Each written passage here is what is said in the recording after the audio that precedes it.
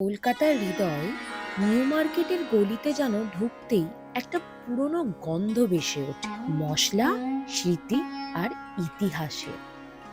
নিজামের দরজায় পা রাখতেই যেন সময় থেমে গেল।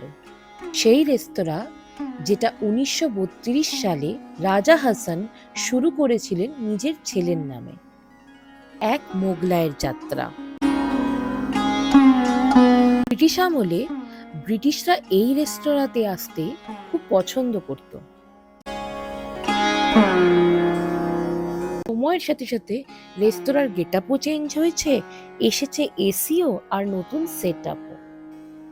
কিন্তু আশা করছি খাবারে কিন্তু সেই ঐতিহাসিক ছোঁয়াটাই আমি পাবো। একটা ধোঁয়া ওঠা বিরিয়ানির থালা, এ যেন শুধু খাবার নয়, যেন এক নবাবী আমলের চিঠি।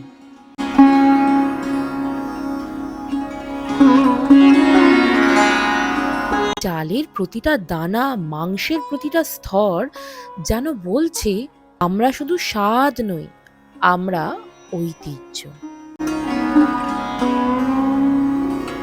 সঙ্গে ছিল তন্দুরি রুটি আর পানির বাটার মশালা।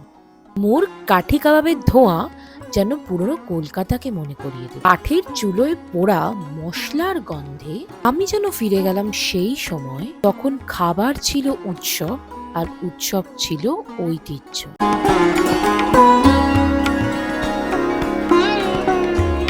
প্রতিটি কামড় এক একটি গল্প, প্রতিটা স্বাদ এক একটা স্মৃতি। নিজামে খাওয়া মানে ইতিহাসকে চোখে দেখা। এই খাবারগুলো শুধু পেটই ভরায় না, মনটাও ভরায়। এই অনুভবটাই নিয়ে আজকে এখানে ইতি করলাম।